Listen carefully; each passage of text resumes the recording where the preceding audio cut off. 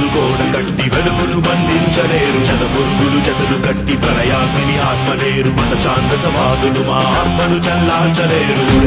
పెడుతున్నా ఎందరు భయపెడుతున్నా పడుతున్నా మానక ప్రకటిస్తున్నా.